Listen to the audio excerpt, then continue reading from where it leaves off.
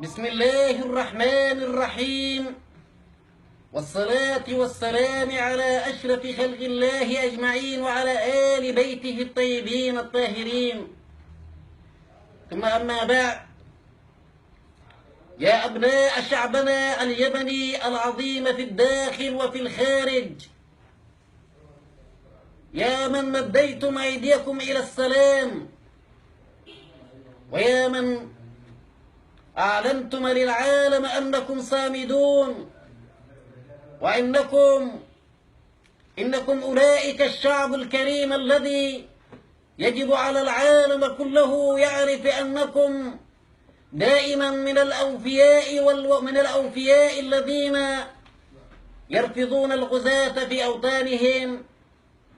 إنني اليوم أتحدث إليكم عن أهم الأمور التي يجب أن تعرفونها، وقد وصلتني مقاطع كثيرة من أولئك المعتوهين وأولئك الفاشلون وأولئك المغرر بهم وأولئك الذين يتبعون أنصار الشيطان والذين يدعون بالمسيرة القرآنية، وأولئك الذين يتبعون من الحرس الجمهوري واللجان الشعبية الذين يقومون بانتصارات زائفة، والذين يحاصرون أولئك الأطفال والنساء والأرامل.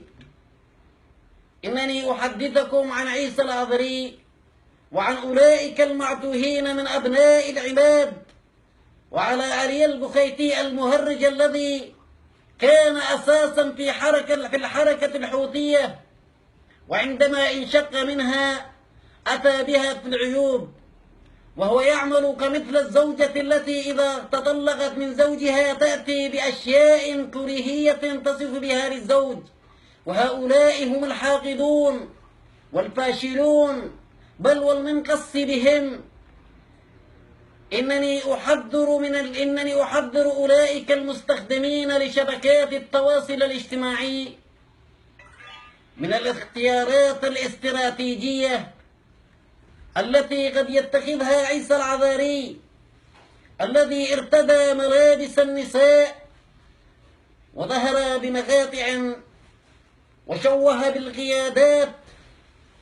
بقيادات المقاومة الشعبية التي أتت لرفض الغزو الفارسي، والذي مدوا أيديهم بالسلاح لتلك الميليشيات وبالمال. وإن العدوان الذي